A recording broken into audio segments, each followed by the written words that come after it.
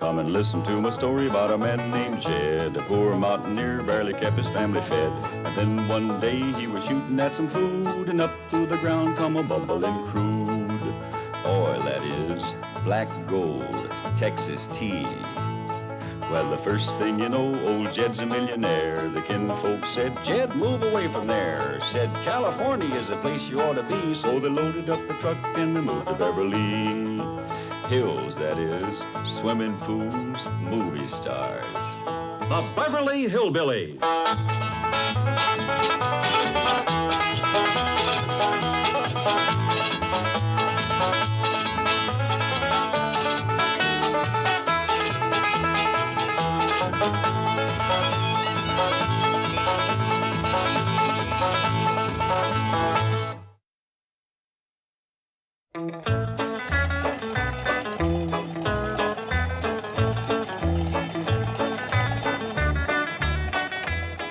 Wait here, Uncle Jed? No, Jethro, come on up to Mr. Drysdale's office and say hi to the folks. Oh, yes, sir. Reckon it's all right to leave the truck parked here?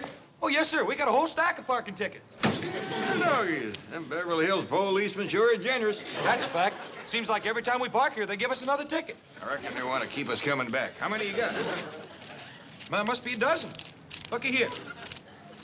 Here's a $2 one. This one's for $4.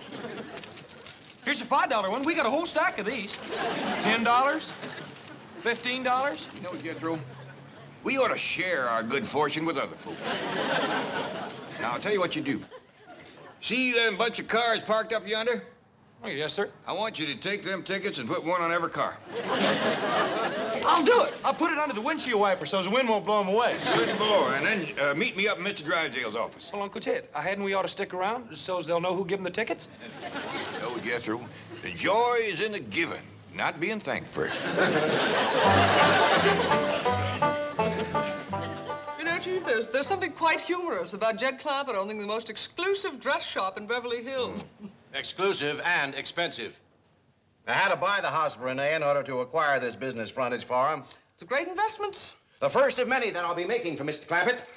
He is indeed fortunate to have you piloting his ship of finance into the harbor of security. Harbor of security. Well, that's rather a well-turned phrase. Thank you, Chief. And standing at the mouth of that harbor, like a welcoming beacon, is the Commerce Bank of Beverly Hills. A West Coast Statue of Liberty. Exactly. Oh, by George, I have an idea. On our new bank building, let's have the same words engraved that are on the Statue of Liberty. Wonderful. Bring me your poor, your hard... What? Wait a minute. Is that what it says, bring me your poor? Yes. Well, forget it. Forget it. Howdy there. Bring me your rich, your Clampetts. Pardon? Congratulations, Mr. Clampett. You are now the owner of one of the choicest business properties in Beverly Hills. I am? Yes, I bought it for you.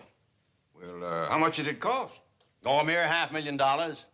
Mr. Drysdale, that's too expensive a present. No, I bought it for you with your money. Oh. It's an investment for you, Mr. Clampett, a tax shelter. For example, there's a very fine dress shop which you now own. And the second story is occupied by several doctor's offices, of which you are now the landlord. It's the kind of property that has tax advantages. You can depreciate it. Oh, I do. No. I mean, you can depreciate the value of the building. You take my word, Mr. Drysdale, I appreciate everything you do for me. Yes. Would you mind stepping over here, Mr. Clampett, and sign these papers? You have your notary seal? Indeed, I have. Right here, Chief. You sign right over here, Mr. Clampett. Right, this line here. Howdy. Hello, Jethro. Oh, Jethro, you dear, sweet, handsome lad. What a pleasant surprise. Miss Jean, I reckon it was Jethro coming in sudden like that that done it, but you just crimped that piece of paper all out of shape with them fancy pliers. I guess I did squeeze a bit harder than usual. Jethro, would you like to sign as a witness? Well, to tell you the truth, Mr. Drysdale, I didn't see her do it. No, I meant witness your uncle's signature. Sign this copy, too, Mr. Clampett. Your Uncle Chad is now what the government officially designates as a small businessman. He's big as me. I could eat a turnip off of your head. Ready, Miss Hathaway? Yes. Jethro, I reckon you and me better go on home. You just caused Miss Jane to ruin another piece of paper. You bought a store in Beverly Hills? Well, strictly speaking, Mr. Drysdale done the buying, but we own it. What kind of a store is it? Well, it's a dress store. What in tarnation would want with that? First off, it'll give us all something to keep us busy. And then I thought that Ellie working around a dress store, she might get interested in wearing dresses and acting more like a lady. Ellie is a lady. She don't need no dress store. Hey, Uncle Jed, please don't send me out to fetch Ellie no more. Fella can get killed. What happened? Well, Ellie and her ape and her bobcat were sitting up in the top of this elm tree. So I climbed up to tell her to put on some shoes that we was going to town. Well, I got thrown 20 feet to the ground, jumped on, scratched, choked, pounded, and pretty near done in all together. Well, an ape and a bobcat are pretty good fighters. Yeah, well, that's why I was so mad. They just sit there in the elm tree and watched her whoop me. Whoa! What do you think, Rennie? Well, I think we better get her washed up and down to the dress store.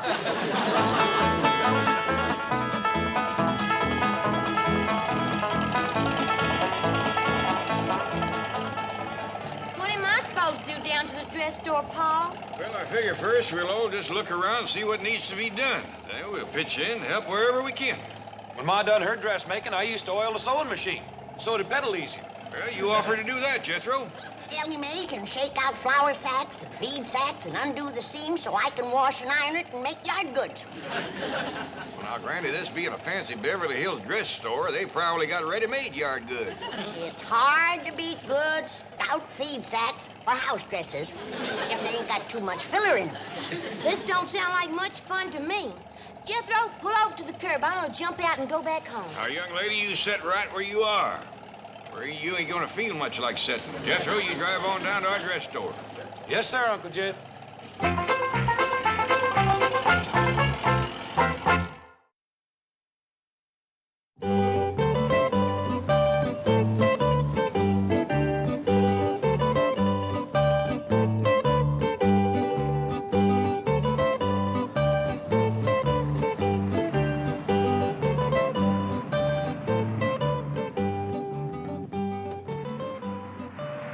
Welcome home, Mrs. Langwell. How was the continent? A bore, a dreadful bore. I do hope Renee has designed a gown that will lift my spirits. She's waiting to show it to you.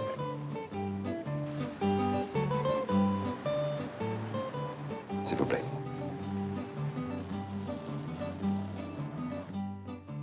Oh, bonjour, Madame Langwell. C'est merveilleux de vous revoir. Oh, please, Renee, no more French. In Paris, it seems every other person is speaking it. Maurice champagne for Madame Langwell. Immediately. I've created something perfectly divine for you. Tommy's waiting to show it to you. Entree.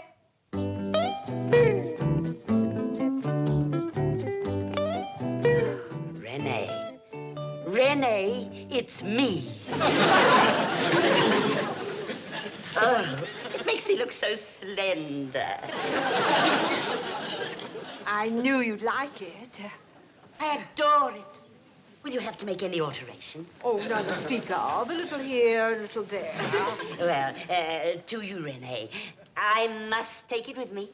How soon can you have it ready? Oh, in no time at all. Maurice, see that Madame has everything she wishes. Renee, I don't wish to seem bourgeois, but my husband always scolds me for not asking prices. Do you mind? Well, it is a little bit unusual, but for you. Now, be prepared for a surprise. The gown is less than $2,000. I'm robbing you. But the honor of having you appear in one of my creations is worth a great deal. Nevertheless, I insist upon paying what the gown is worth. Well, if it will make Madame happy, just my cost. $2,500. Thank you, Renee. She's such a dear.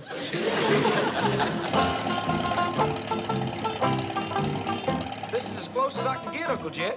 The street's parked full of cars. Looks like somebody's doing a good business. I hope it's our dress store. Pa, I don't want to work in no dress store. Now, stop complaining, Ellie. Jethro, you sure we come to the right place? Yes, sir. This here is the address that was on those papers you signed. This here is somebody's house. House of Renée. You're right. Well, let's go. Yes, sir. That's a good deal like the name of the lady that Miss Jane said was running a dress store. If this is a dress store, I'll eat a yard of calico. Hey, Ma done her dressmaking in the back room of the house. Maybe this here Renée woman does that, too. Wouldn't do no harm to ask. Well, I'll see y'all back home. Now, wait, Ellie Mae. It was on account of you I went along with buying this place. Now, you're going inside with us, and you're going to behave like a lady. Hey, in there. Anybody home?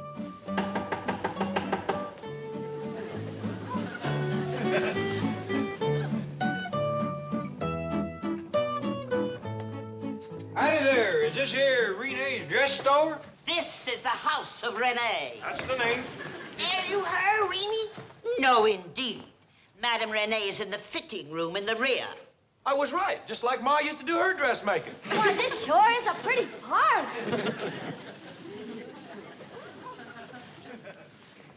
Here! Oh, thank you. Go easy, Granny. Looks like that gassed-up cider city folks is so fond of. Renee! Renee! Come quickly. What is it, Mrs. Langwell? Who are these people? They look like welfare cases. You go on up and have your fitting. Maurice and I'll deal with these trespassers. Who are you? Oh, we's Clampetts, ma'am. I'm Jed, Granny, Jethro, Ellie Mae. Maurice, show these people the door. Oh, no need to put him to that trouble, ma'am. We seen it when we come in. And I don't blame you for being proud of it. It's pretty. The whole place is pretty, Renée. But you ought to dump this cider. It's done turned on you. Well, what do you want? Why are you here? Oh, pitch in and help any way we can. Yeah, shake out feed sacks, undo the seams, and Wash and iron and stitch them together. Oil the sewing machines and sweep up thread and stuff. I can do most any kind of carpentry work and heavy toting. Oh, I see. You're looking for employment. Oh, well, I'm sorry, but I have no work of an unskilled nature. If you'll excuse me just a moment. Do you wish me to telephone the police? Oh, no. Above all, we must avoid a scene or any kind of notoriety. Just give them some coins and send them away. I'm afraid we have no silver, madame. Oh, dear. Don't they make some rather small paper money for such emergencies? As small as $1. Really? Do we have any? I hardly think so. Oh, I'm afraid they might become unpleasant if we send them away with nothing. I have it. The coffee machine in the back. That may have some coins in it. Go and see. Will you be safe? Oh, yes, they're obviously gentle people. Just poor. Maurice has gone to see if he can find some money. We hardly ever have any cash. Young'uns, you wait out front. I'm sorry business has been so bad, man. Well, no wonder. There ain't as much as a yard of goods or a spool of thread or a card of buttons for folks to buy. Well, now, Granny, it takes money to lay in a stock, and she just told us she didn't have none. Don't you worry, honey. Good times are on their way. Jed here just bought the whole building.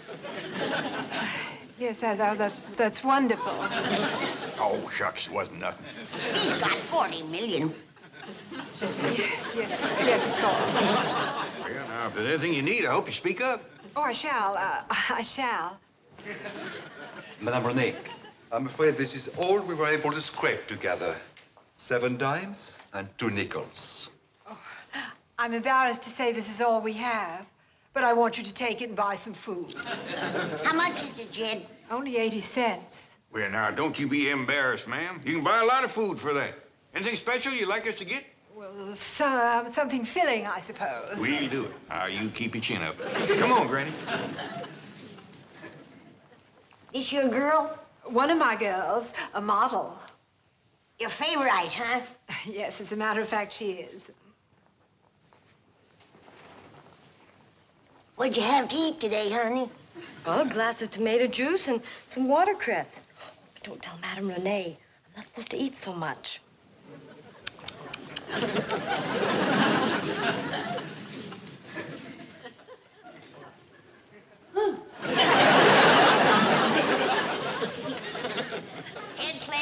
You can tell that banker Drysdale that he made a sorry business deal for you when he bought this place. Ah, Rennie. Jethro, I got some ciphering for you.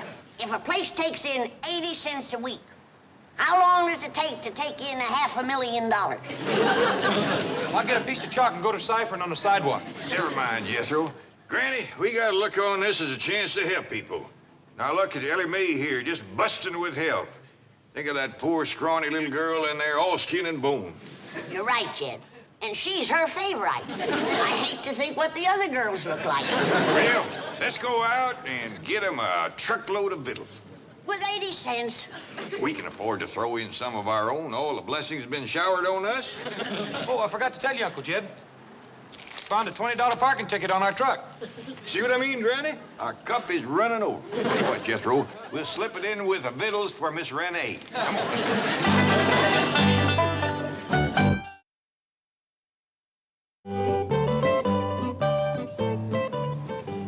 Do you wish your limousine, madame? No, thank you. I'm only going to the ice cream parlor. Allow me to accompany you across the street.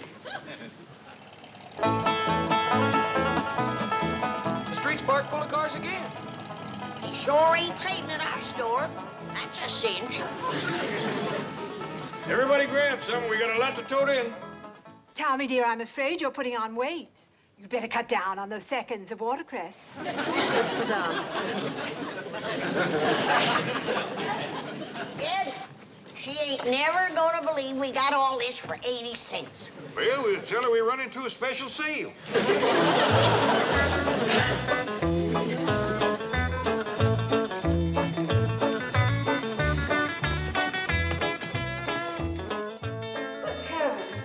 Howdy, Renee, we's here. You're back. You didn't think we was going to run off with your 80 cents? Done some shopping with it. Run into a humdinger of a sale. I told you good times was on the way. Come on, young'uns, let's stow these victuals out back whilst Granny shows her the dry goods. No, wait, stop. Now, Renee, pride is all right, but it won't take the wrinkles out of your belly like taters and cabbage and side meat. But I can't let you do this. But, ma'am, I think you're starving young'uns. Oh, I think I'm going to faint. Here, take a snort of this. It'll get your blood to going. Come on along, young'un, and you and your sisters get to peeling and cooking them spuds. First thing you know, you'll flesh out like Ellie here. I'll help you. What's your name? Tommy? Oh, excuse me, young fella. I thought you was a girl. You look a lot like your sister was here before. Hey, Tommy, you better get out of those fancy pants. Folks is gonna think you're a sissy. Beats that sour cider all holler, don't it? Drink up, honey. It'll make the world seem rosier right off. Granny, can I see you a minute? Excuse me. They's worse off than we thought, Granny. They ain't even got a kitchen out back. And no bedrooms at all, I can see. Uncle Jed, Granny. I think it's too late to save this one. She's stiff as a board. Come on, we gotta save the rest of them. This'll do it if anything, Ken. Fetch her in, Jethro. There's still color in her cheeks. Golly, ma'am. I don't know how to tell you how sorry I am. Ah, bonjour, Madame Renee. Comment allez-vous? Madame? Madame! By George, I think the old girl is stoned. Monsieur Drysdale, mademoiselle. Êtes-vous malade, Madame? Mais non. My shop was invaded by some strange-looking creatures. Pink elephants? Purple dragons? No, they... Ah! There they are! But these are the Clampetts. They're the new owners of your dress shop. And we's taking over right now. Every one of them girls back there is coming to our house to get fattened up. But I need them. I'm giving a fashion show at 5. Now, you forget about it, Renee. We'll mind the store and put on the show.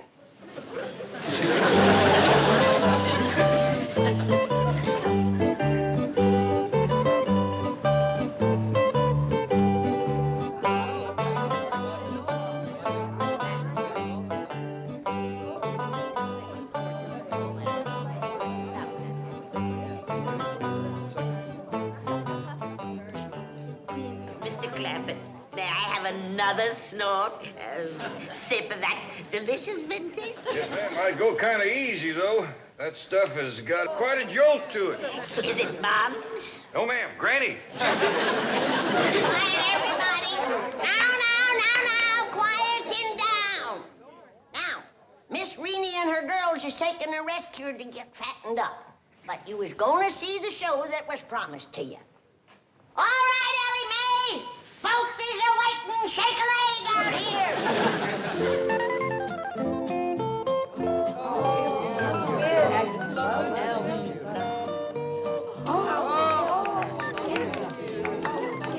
By George, she makes a beautiful model.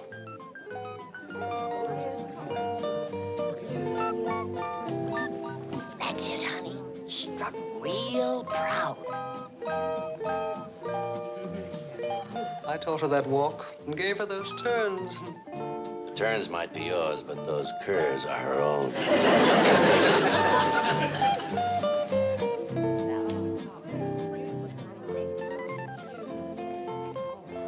Now, this is one of Renee's favorite dresses. What am I bid for this? Bid? Is this an auction? All right, ladies, let's hear a bid. $12.50. $12.50? Are you out of your cotton picking mind? Very well. 15. Sold for $15. That's ridiculous. Now, ladies, it's her money. If she wants to throw it away, that's her business. Next dress, Ellie.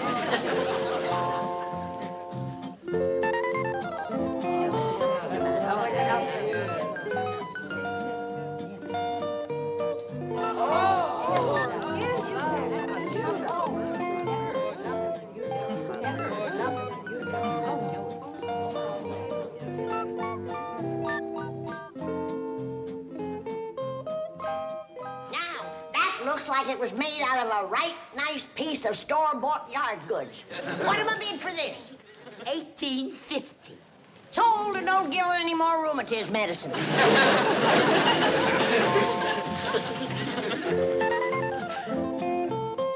All right, let's start the bidding on this dress. Do I hear $3?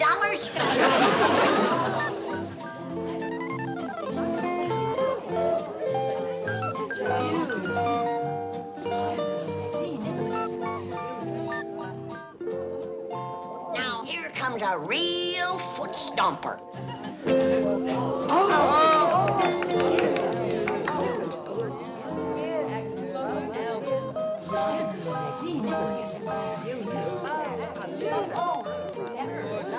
Now, June will be with us before you know it.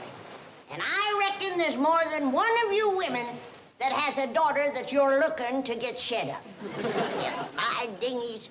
You put her in this when you bring her to that church, and you won't need no shotgun. Ain't that something? The goods under there is slicker than a toad's belly. And that's first-class cheesecloth on top, too. All right, let's hear it. What am I bid for this? I bid. You hush up and give somebody else a chance. All right, now let's hear it. What am I bid for this wedding dress? I'll pay any price if Jethro comes with it. Sold to Miss Jane. And Jethro will come with it this evening. Don't worry, Miss Jane. If he's got a date, I'll fetch it to you. Show's over.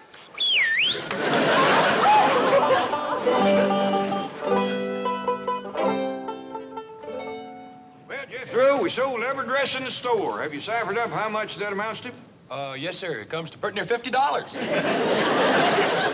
that'll keep Renee and her girls in victuals for months. Gives you a warm feeling to help folks in need, don't it?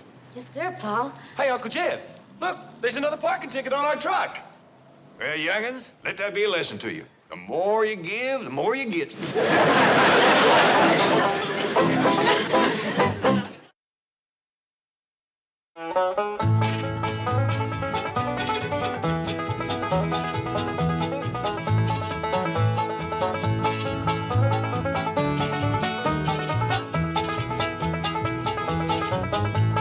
Now it's time to say goodbye to Jed and all his kin. And they would like to thank you folks for kindly dropping in. You're all invited back next week to this locality to have a heaping helping of their hospitality. Hillbilly, that is. Set a spell. Take your shoes off. Y'all come back now. Here. This has been a Filmways presentation.